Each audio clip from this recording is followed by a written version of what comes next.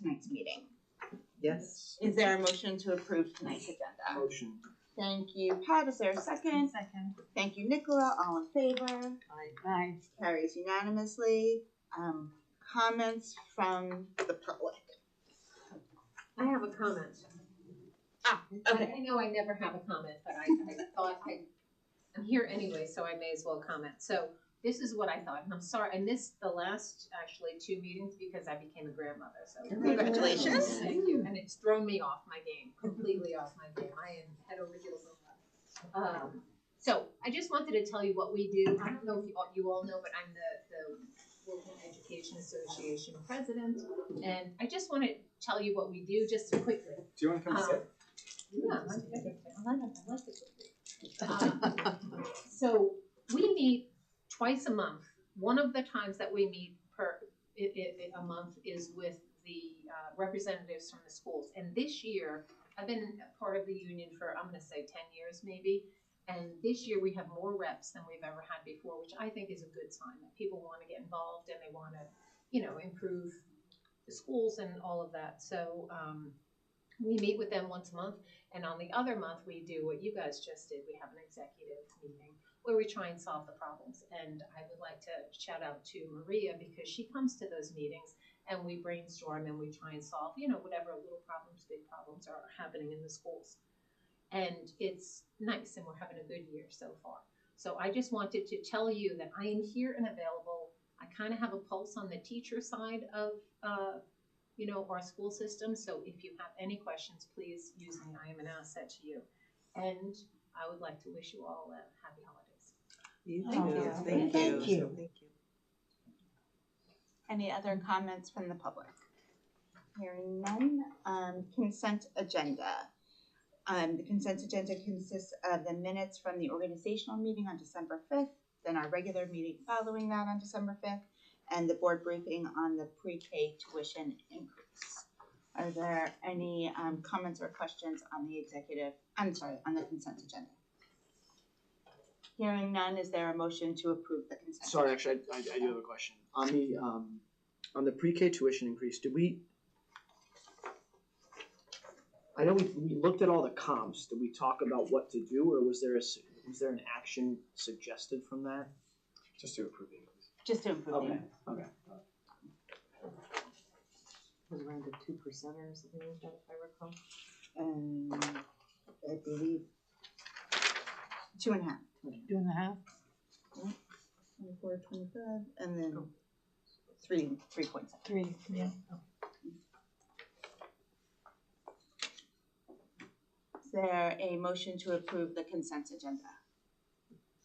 So Thank you, Lori. Is there a second? second. Thank you, Pam. All in favor? Aye.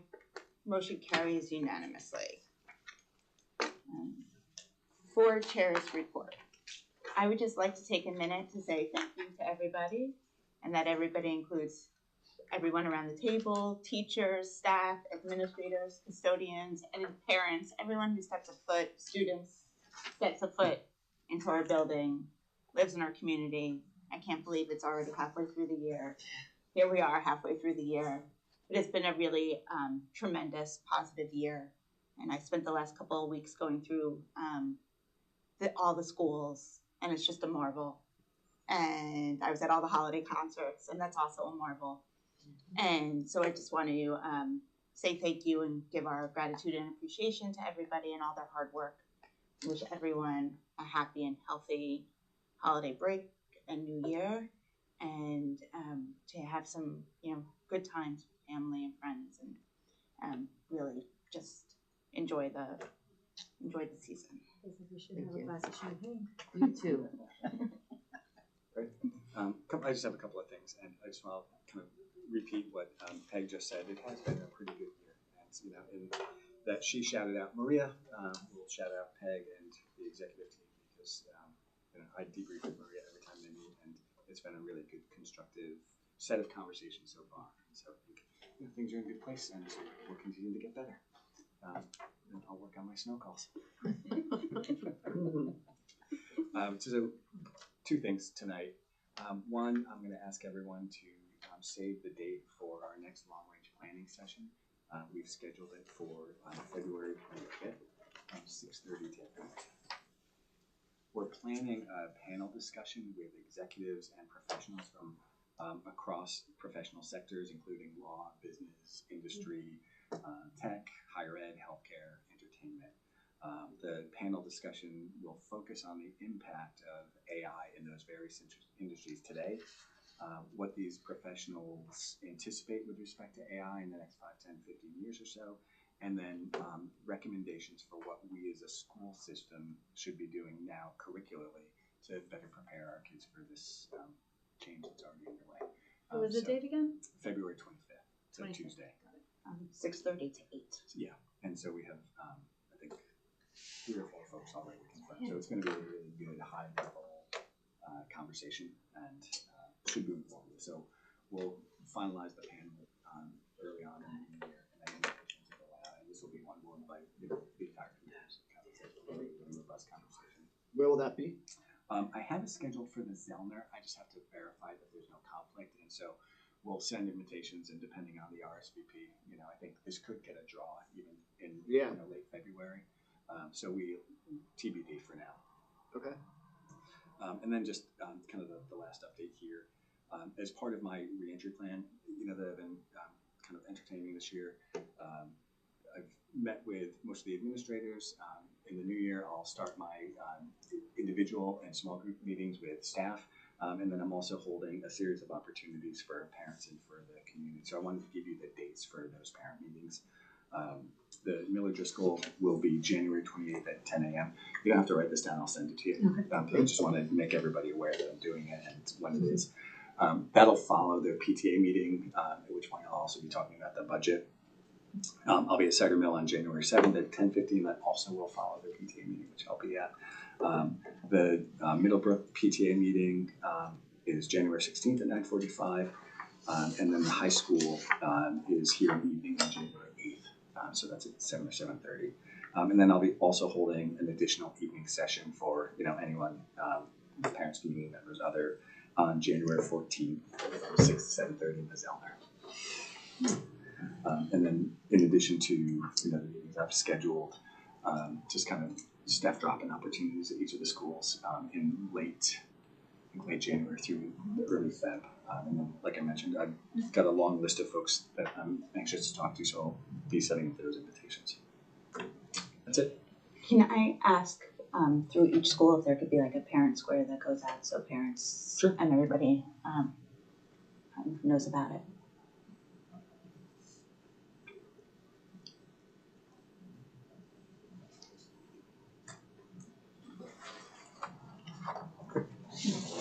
And next up is the financial report. Great. So the financial report, there is really not much to talk about, which is good news.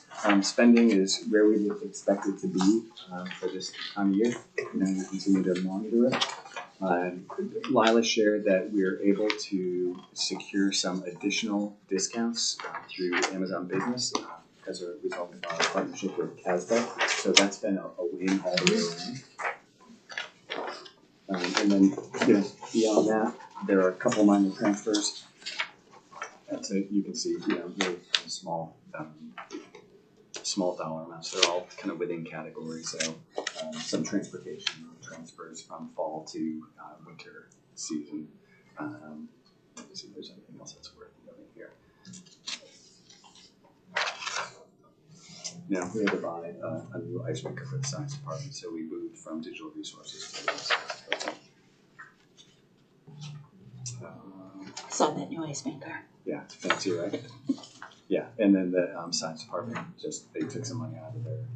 We didn't send anyone, or we didn't use the money in budgets for the private Lead the Way conference and training, so they moved that to equipment to purchase some VEX kits for the engineering course.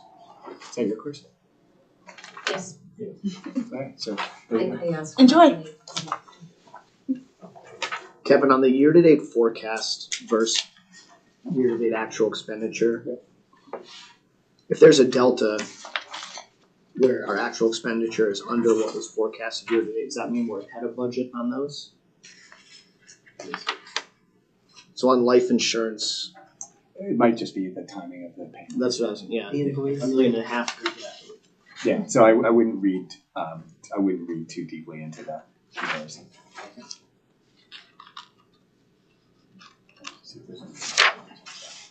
Contractual services is $3 million.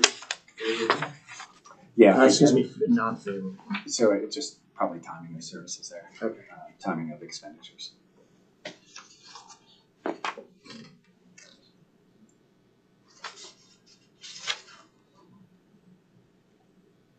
Yeah, again, like just now that you got me looking at it, like you would expect, variability with building repairs. Right. Some of those are not scheduled kinds Yeah. of things.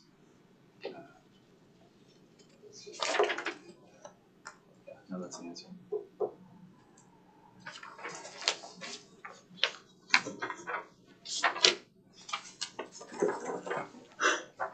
Any other questions or comments on the financial report?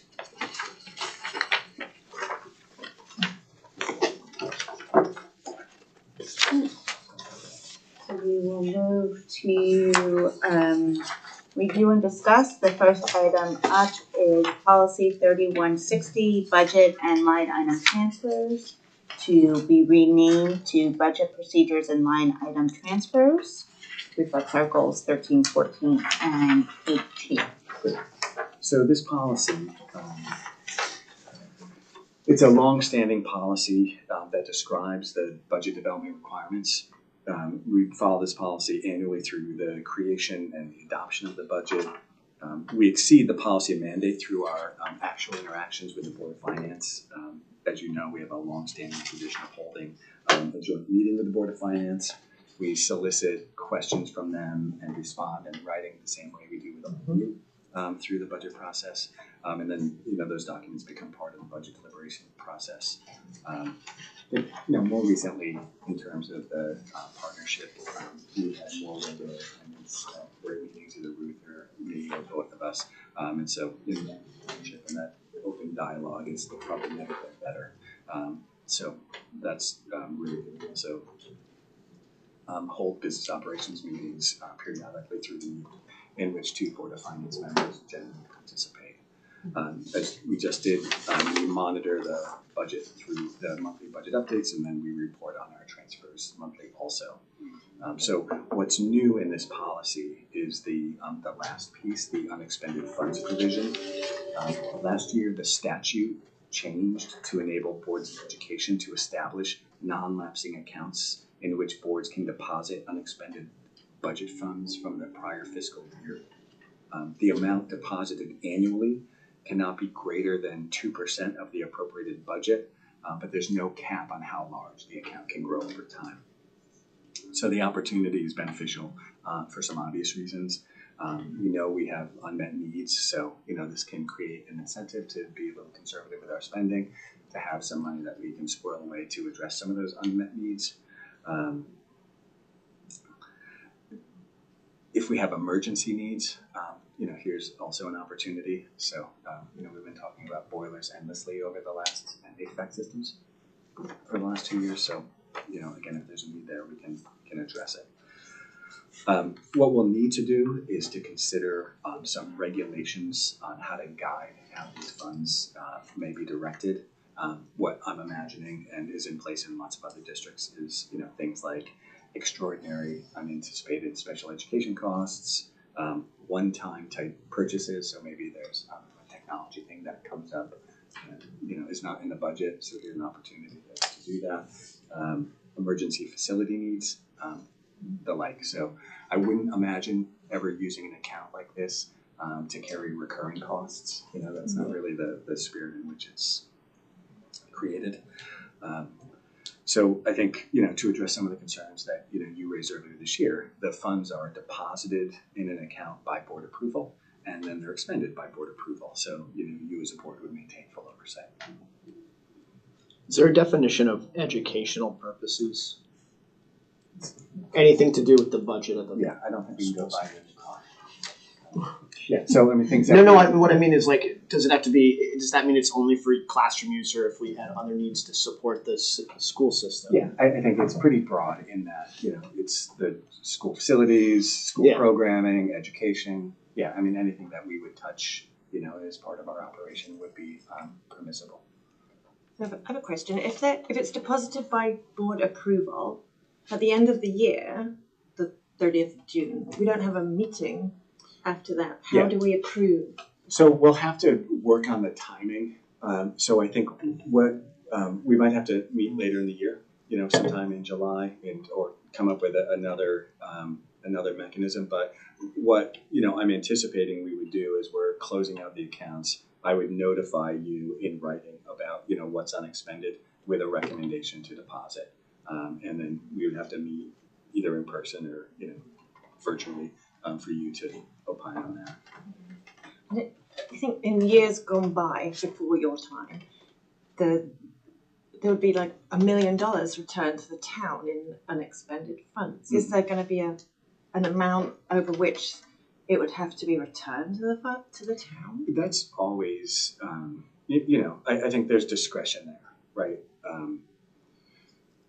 Well, 2%, isn't it? 2% is the max. Yeah, which that's $1 million is not 2% of our budget, right? So if that was the number you were contemplating, we'd be within that. So anything over than that, you can't. I think we would have to return anything over 2%. If we've got more than 2% unexpended, then we didn't budget very well. Right. We get down to dollars and cents, like pennies. Yeah. I think we should have a conversation. I don't know that the town, these days anticipates supporting the general fund with unexpended Board of Ed funds. But it's a good conversation, to have with the Board of Finance. And so, if something unusual happened in a year where there might have been a need, then that could be a conversation, collegially across two boards. I think too, it's important that you keep in mind is as we initially come out with a budget proposal that's always higher than what the guidance is. We acknowledge that maybe the things that we would have spent money on, and try to, not keep track of it, but like let's assess, things that we took out of the budget that we really wanted, that we weren't able to get, and then look at that fund potentially to go back and make those expenditures for the following year. Yeah, that's a great point. Yeah. So the opportunity to establish an unexpended funds account has existed for a long time. What's different is the authority to establish it. So prior to this year, that authority existed with the Board of Finance.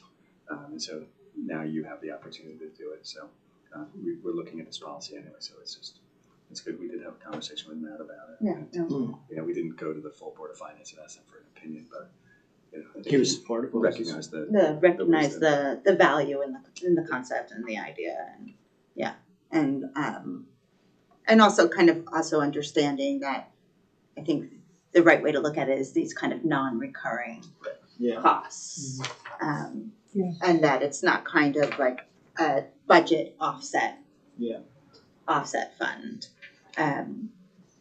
But I think for over the years that I've been sitting on the board, for the most part, we budget pretty well, so there isn't that much. And like towards what you said, there was the COVID year that was a substantial a year that we had substantial savings because the school wasn't in session, and we did return that money to the town. So I think when you find ourselves in extraordinary circumstances like that, then the whole town is operating kind of in an extraordinary circumstance, and that's when you do have a broader kind of discussion at this table and with others about what is leading to that circumstances, and then what is the appropriate allocation.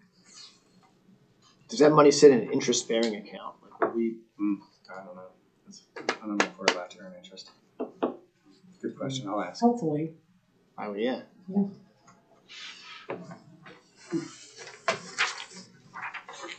Any other questions about that? I have one. In the first paragraph, I think because it's like shipment language, when it says such transfer shall be provided to the board of selectmen as well. I think that's a typo there. I think it should be the financial authority.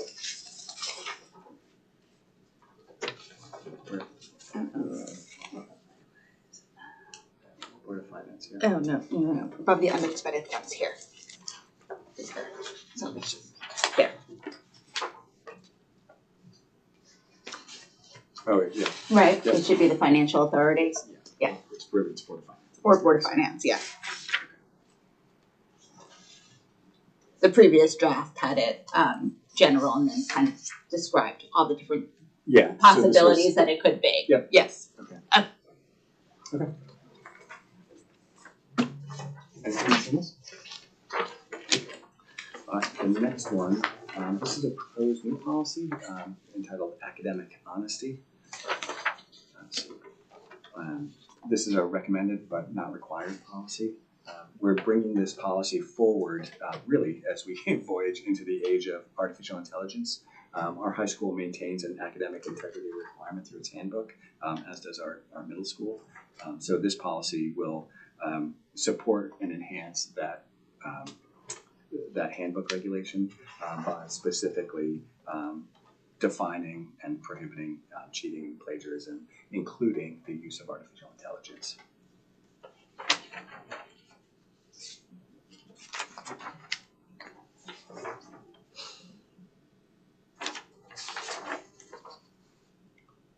I mean, I think that it's a good addition to our policies. I think it's important for the value of academic honesty to be staked out and be put in place, especially as traditional notions of integrity and honesty shift over time as technology advances.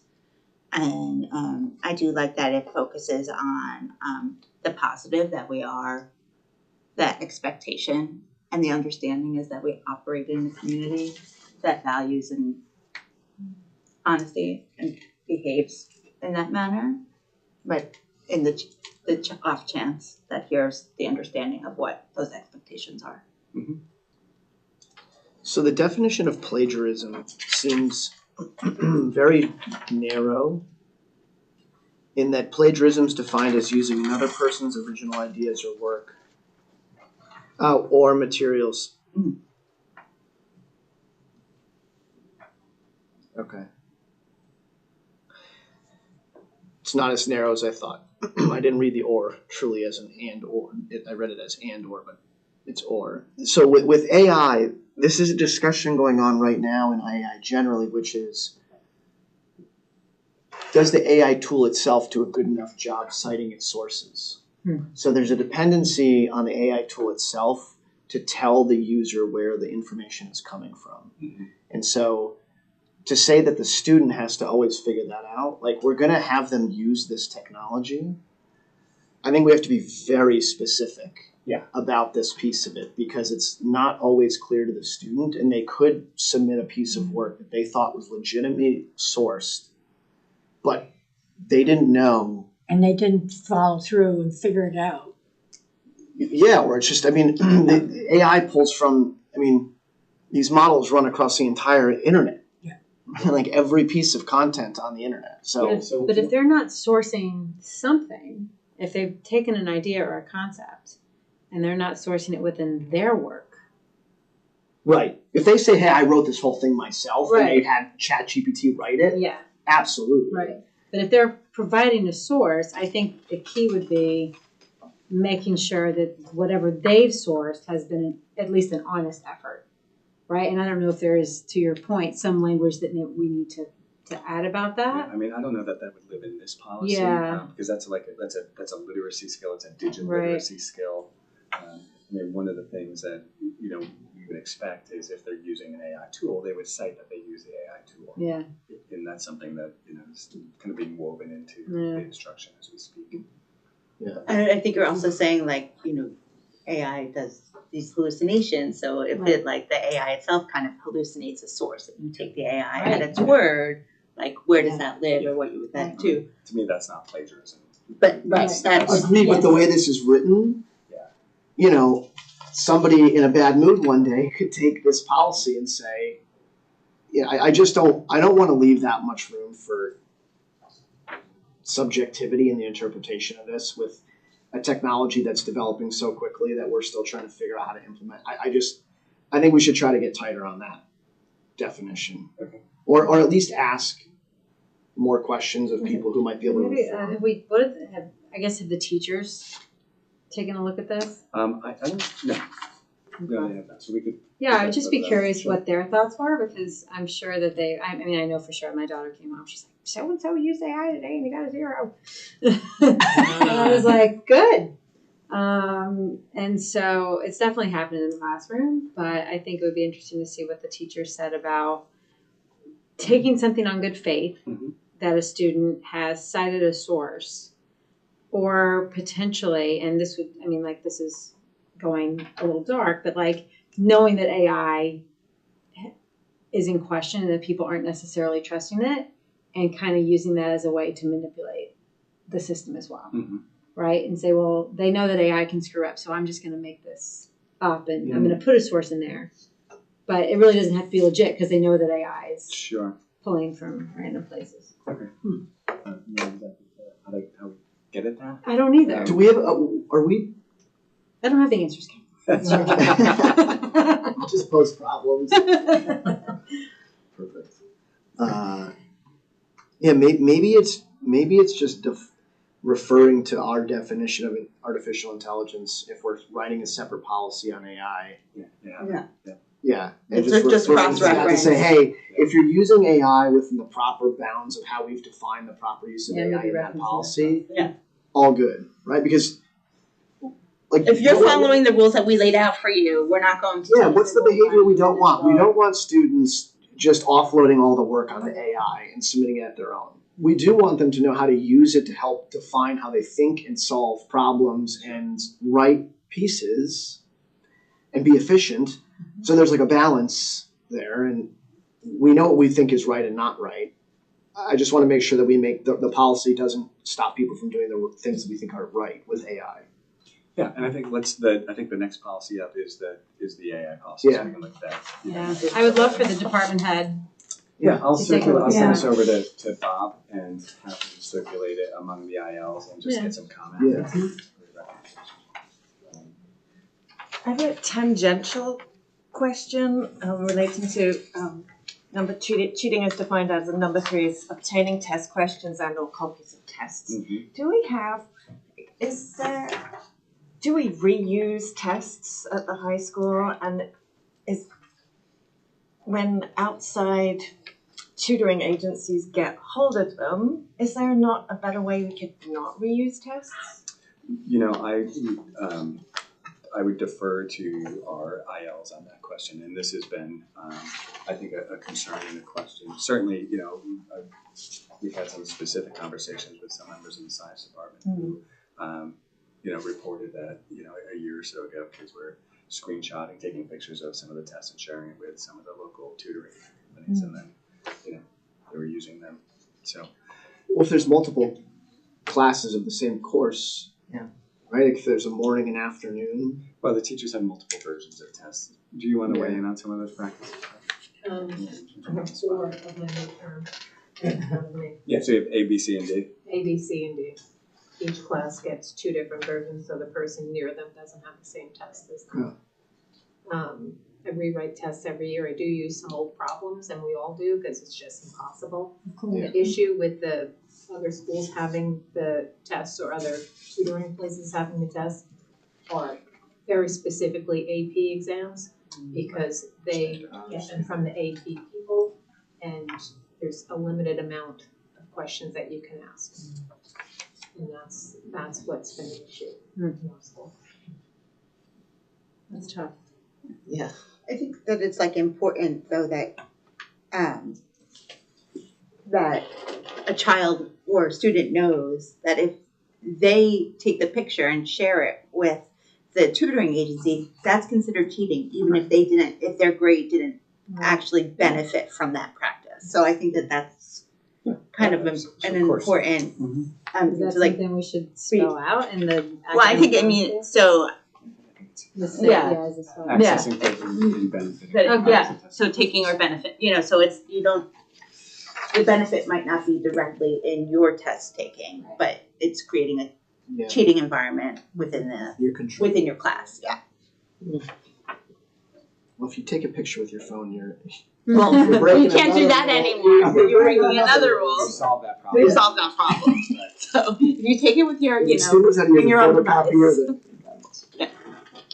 Yeah, and the spirit of that policy, right, is to help. It's not to punish students, but to reinforce the good values and the high expectations that we have for them to be the best versions of themselves. All right, so this one will come back. So I'll get some feedback on the staff across the way. And the next one is the the generative AI draft All right, policy. so here too. So this is a new policy, and this was one we've been kind of looking at and talking about for a year and a half. And just kind of personally, when I started looking at it, I thought, we really need an AI policy. And I thought, are we ready to have an AI policy? And kind of turn back and say, we do need to have an AI policy, but what do we want the policy to do? And so this policy really does two things. One, it recognizes the potential of AI. Patrick, to your point about this being a potentially really strong learning tool. It recognizes that it's changing, and we don't really fully kind of know the potential. But that's the first thing. The second thing this does is kind of formally establish a district AI task force that is going to be responsible for a number of things. One, kind of engaging in conversation about AI and just deepening our understanding of kind of what it is and how it's changing and how it can serve us. To recommend policy updates around generative AI. To establish some guidelines for use for both students and staff, to provide professional development support for staff and for students as we're all learning how to use these tools, and then to ensure accessibility and to promote the use in a way that supports inclusive learning. So we have an AI task force kind of in place, and it's been doing some of these things, but this kind of formal direction setting group. Is this all your own work, or is this some Shipman language? Yeah, it's I think it's some Shipman, some Fran, some me, some others. When the AI committee had met last year, one of their topics over the course of that year was if there's a policy, what should be in it, and so that group did generate some policy recommendations. I think some of the recommendations, some of the language out of here. I also looked at CABE. No, and I think that it's good that it cross-references, our responsible use policies and student privacy. Probably add a cross-reference back to the academic honesty piece. Yeah. So they're linked in together.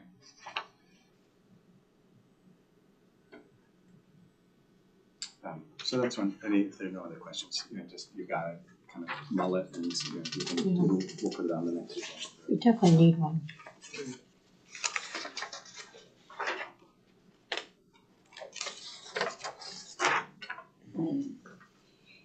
The next policy on the list is proposed draft for advanced courses and challenging. So this is an example of a policy that's catching up with practice. The intent of this policy is to ensure that students have access to challenging curriculum and advanced classes. We have a well-established process of reviewing student progress and making course recommendations. We also have a very robust and growing catalog of honors and advanced placement and ECE type courses. And then we provide some initial course planning through the flight classes that all the freshmen participate in. I was curious to know kind of just today what percentage of our student body here at the high school is taken, at least is enrolled right now in one honors, AP, or ECE type class. And so grade 9, it's 43%. Makes sense. Most of those kids are in one of the honor science classes or humanities. grade 10 it's 64%, grade 11 75, and grade 12 it's 84%. So I think that makes perfect sense if you look across the trajectory of most kids' careers in this high school. So I think the numbers are good. So I think we're meeting the spirit of that policy. It's something that I think would be a good conversation to have with faculty, with administration is, should that 12th grade number be closer to 100%, right? And, that's more of a philosophical question than anything. But if most kids are going to college, do we want them to have some assured college type experience? So I think there'd be a lot of perspectives on that question. So Kevin, those stats you just read were percentage of students that are enrolled in a advanced or challenging curriculum course. Right, and so that would be for me an honors class, a class that's designated as an honors class, so something beyond the college prep track, an AP class or an ECE class. Right, so anything that's, I don't think I'm missing anything. Those are the general category. Am I missing any? Yeah, that's it, right? That's the 84% is a really impressive number. Yeah, by 12th grade. I mean, most kids, and and I just asked for like one, and I think the reality is most kids take multiple. Multiple ones. Yeah, and I share those, so there's not a problem here. No. We want to just have the policy catch up with the practice. Yeah.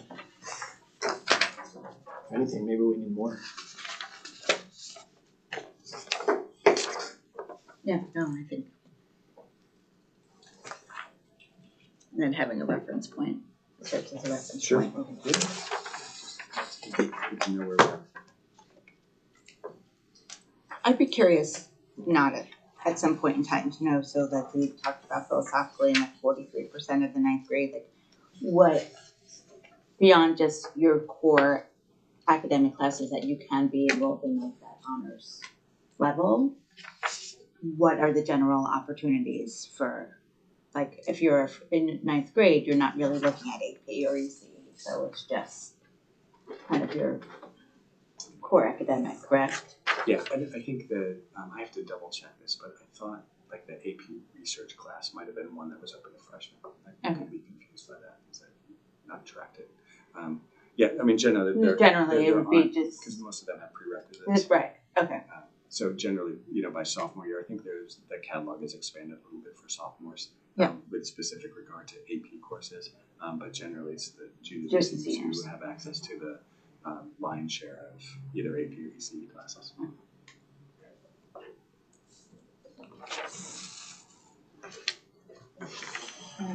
And then we move on to our possible action items with our discussion and approval. They are both related to the prohibition of sex discrimination and sexual harassment under Title IX. One is for students and one is for personnel in the workplace. And so just an update, earlier this week, we all got an email from a parent who notified us that she was a member of Moms of Liberty and had children both at the middle school and the high school. So I consulted with our attorney about that, if there was any impact here on kind of your decision tonight. And so what she shared was that the injunctions apply to schools attended by the children of current and prospective members of Moms of Liberty, Young America's Foundation, Female Athletes United. The organizations are supposed to update the list of schools attended by their members and then file those updated lists with the court. The last update occurred in late November, and as of that, as we already know, Cider Mill and Miller Driscoll were on the list, but the high school and North Middlebrook were yet included. So her recommendation was that we proceed as planned. I recommend that you adopt the new policies. We, as planned, continue to retain the 2020 policies. And then if we receive a Title IX complaint at either the middle school or high school, and the court lists have been updated to include Middlebrook or the high school, we would just apply the 2020 policies. That's not confusing. Not confusing. I was gonna say. So.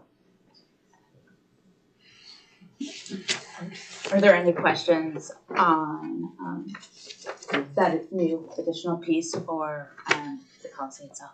So we're approving the go forward policies. Yeah, and I revised I cleaned up the language in the others, so it's the you have The preamp, yeah. you have these two.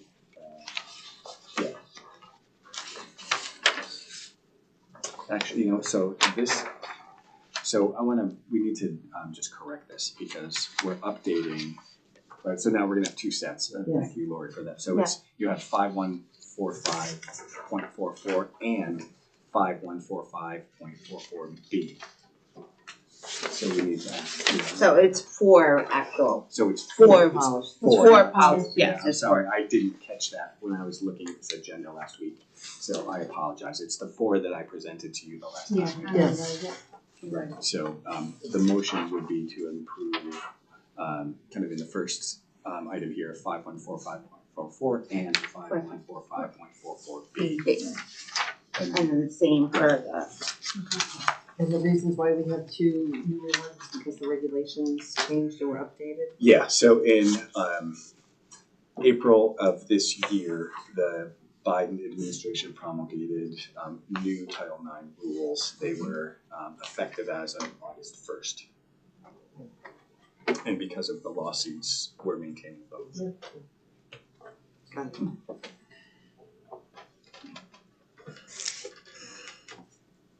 Any other additional discussion on this? If not, can I have a motion to approve policy 5145.44 and policy 5145.44B, prohibition of sex discrimination and sexual harassment, Title IX students? So, Thank you, Heather. Is there a second? second. Thank you, Pam. All in favor? Aye. Motion carries unanimously. And then if I could have a motion to approve policy 4118.113 and policy 4118.113B, prohibition of sex discrimination and sexual harassment in the workplace, Title IX personnel. So moved. Thank you, Patrick. Is there a second? One second. Thank you, Nicola. All in favor? Aye. Motion carries unanimously.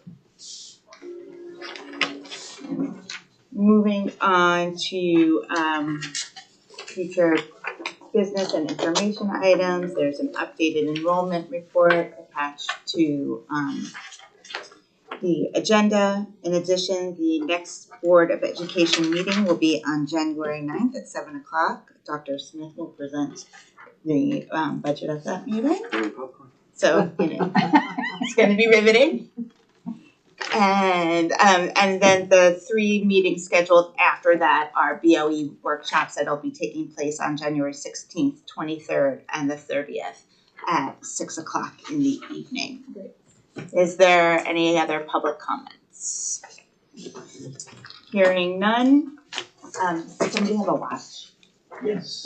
I put my phone on. 7:46. 7:46. Meeting is adjourned. Thank you.